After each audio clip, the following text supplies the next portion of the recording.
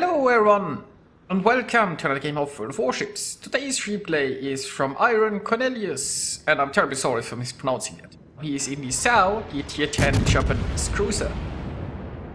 He is on the map Sea of Fortune in a 3-point domination game. There is one destroyer per team, and the friendliest destroyer's name is a number. That does not fill me with confidence. There is 2 carriers, and well, there is just one enemy raider. Doesn't matter too much to a SAO, but it should matter to the friendly Shimakaze. Now, I'm not sure where the friendly Shimakaze is going right now. With 2 carriers, you don't wanna be on a... well, too isolated, because you might wanna get some help if planes come after you. Also, as a Shimakaze, you definitely wanna be near a cap, especially since we know that the only enemy raider isn't near a cap right now. And look at that, we got some planes here. Now, I'd also like to point out the SAO has reinforced an area. You can see this in the bottom left corner. Like, the green area means that this area is reinforced. Now, you can actually see a person switching their reinforcement sectors in a replay, but you can see the result in the bottom left corner. Anyway. So, it looks like the Shimakaze is just heading along the zone wall, probably trying to hunt the carrier. What this tells us is that basically this Shimakaze might as well not exist, right? He is no help whatsoever right now, and he probably will be no help whatsoever in the next 10 minutes. But if he actually manages to reach and sink a carrier, it will probably be far too late to make any impact. And the friendly team is denied the very important part of a destroyer, meaning taking caps. So anyway, now a SAO is mostly just a damage dealer, right? You don't have any radar to support the caps, you're not tanky enough to either charge, you're not sneaky enough to just grab a cap. But you're very good at shooting things. And that's exactly what our SAO here is doing. Now it looks like the enemy is heavily focusing on the other flank. This is the situation where you really want to push. So those 2 battleships here, I guess they played it carefully in the beginning, but when you take a look at the minimap right now, those battleships should realize that there is an opportunity and they should be pushing A hard. Because the battleships, they can take the fire, they can also just sit still in the A cap and be fine. Because there aren't that many enemies around. And we know there is no destroyer around here, so they don't even have to worry about torps. I mean, I guess there is a Minotaur, but you know. Now instead we have a Mogami and a Chapayev charging into the cap. Now those are ships that are not tanky. And they are not fine if they are leading the charge. And that's exactly the problem. So instead of having the battleships here tanking and the cruisers in the back providing the damage, well, it looks like we are just getting 2 cruisers who are getting devastated because they are out in the open. And not looking very good. The enemy team is taking C and B, the friendlies... well, I mean, this Chapayev is going down. So the friendlies are soon down 3 cruisers. And it's looking disastrous caps-wise too. Now our SAO here, he is stopping. I mean, he doesn't really want to join those cruisers at the bottom of the sea. He's also not detected right now. Might be able to get a few shots off here as well. It's not an ideal situation. Now the Massachusetts is coming this way. The Massachusetts, I mean, he could have reacted a little bit earlier, but he realized the situation the friendly team's in, and, well, he's doing the right thing. The Kurfürst, on the other hand, I don't know what he is doing. I also don't know exactly what the Hindenburg is doing. Like, the Hindenburg is a little bit too aggressive here. He wants to stay, I think, a little bit closer towards the A cap. There is no reason for him to be pushing into the enemy fleet over open water. That's 2 enemies to deal with for him.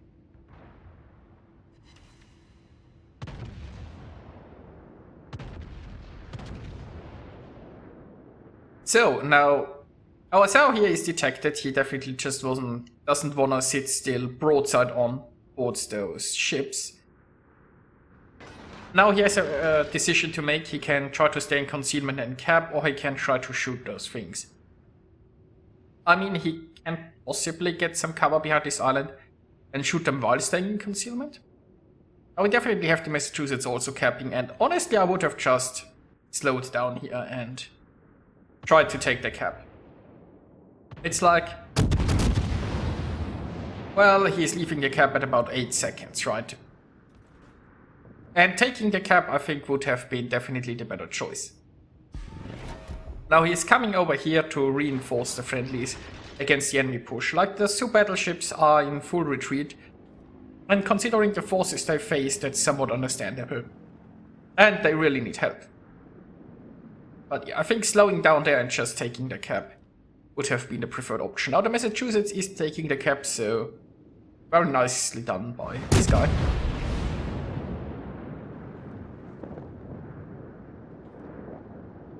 And there you go. Now the friendly team is only 1 cruiser behind, so not the end of the world. But oh, look at that. It's like, what, the game has been running for 8.5 minutes, and the Shimakaze finally made it towards the carrier. All the way along the zone. Now we will find out if he actually sinks something. The problem is, if the Shimakaze sinks the Lexington, the Shimakaze has basically done nothing really of worth in the battle. But he will be rewarded on the post-battle results screen with probably some decent experience. But don't get me wrong, like, sinking a carrier is helping. But if you do nothing for 10 minutes, then you sink 1 ship, and then you go down. And especially if you are in a role where you really are needed to take those caps, then you have, I guess, hurt the team more than you helped.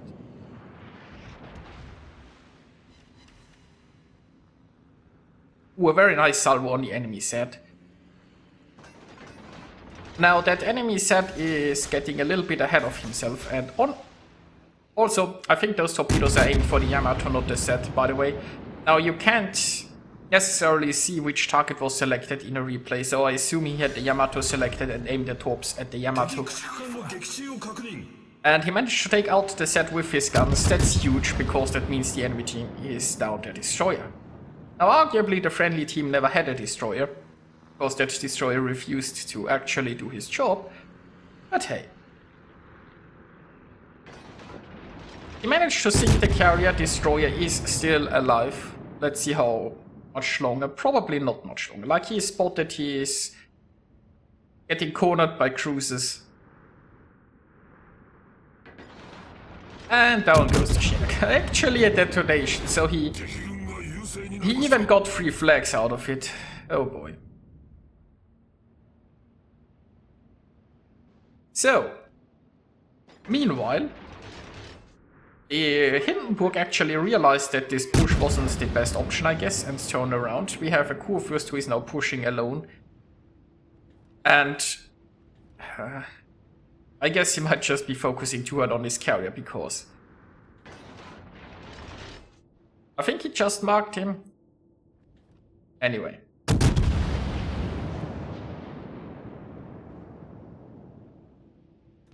Now our Sao here is still around, trying to damage ships. Maybe he can get some torps off against his Kurfürst.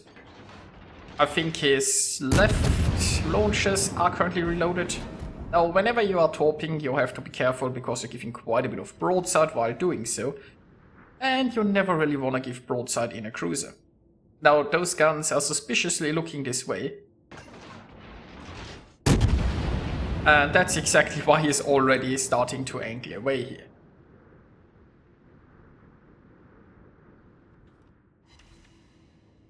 Yeah, those guns are still suspiciously looking this way.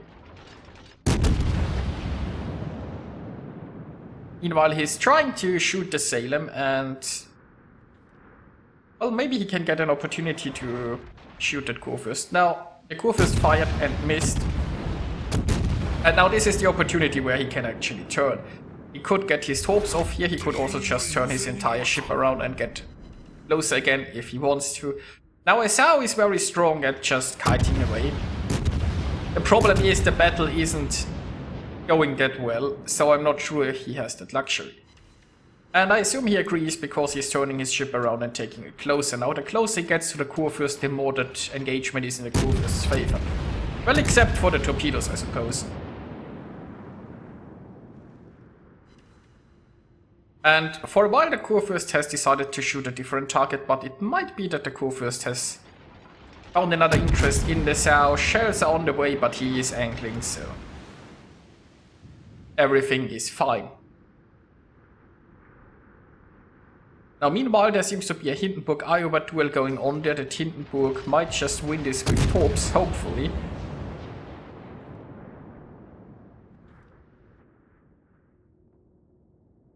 I'm waiting to see any torps there, but oh, there are the torps, and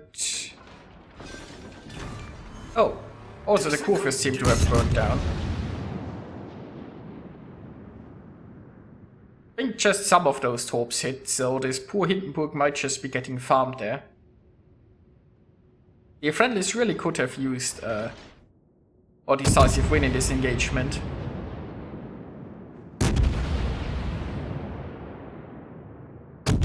Now, we also still here have the Massachusetts. Now, earlier I said that Massachusetts was doing the right thing by taking this cap and so on. I think since then he probably has been way too passive.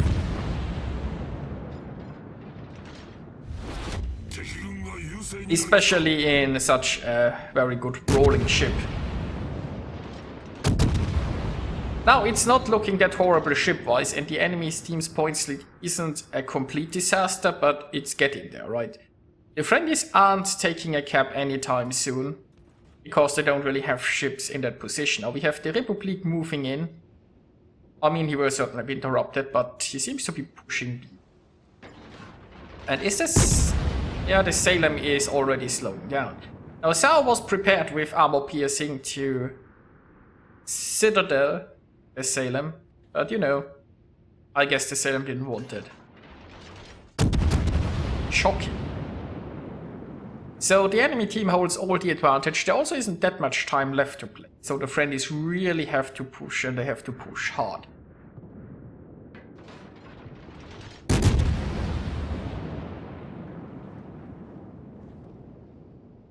Well, I mean, pushing hard doesn't mean for this Massachusetts to sail broadside in front of the Salem and sail into the safety of the north.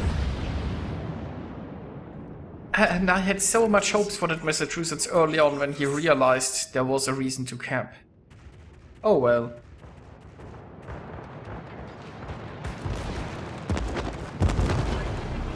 Now Iron Cornelius, on the other hand, he is prepared to push, right? He's prepared to take on all those remaining ships inside the B cap. And that's probably what's needed. Now what do we have here? We have a fully broadside Sao that might be about to beach herself. That's amazing. That smells like citadels to me. Now that Sao might also just be torping this way, which is, well, I mean, unless his torps are on cooldown, that's basically a safe bet, right?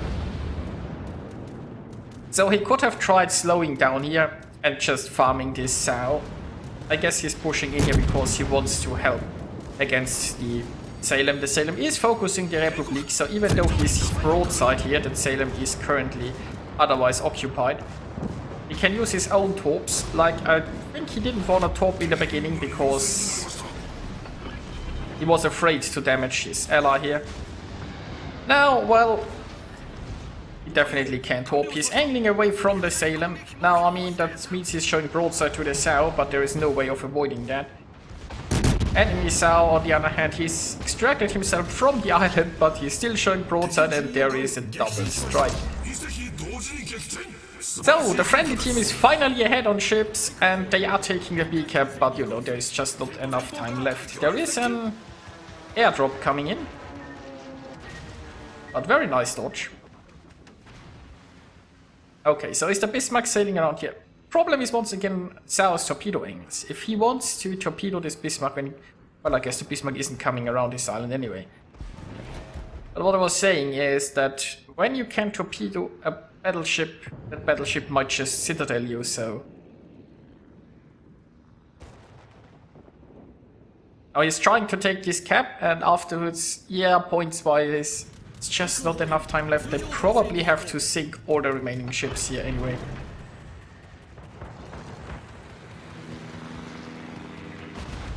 And he was interrupted.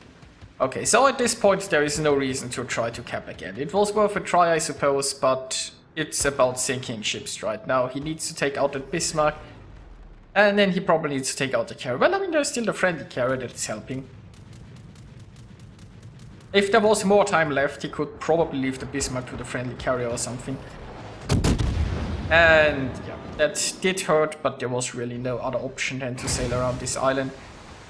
Now, he is not giving into the temptation to use his rear guns here. He is angling.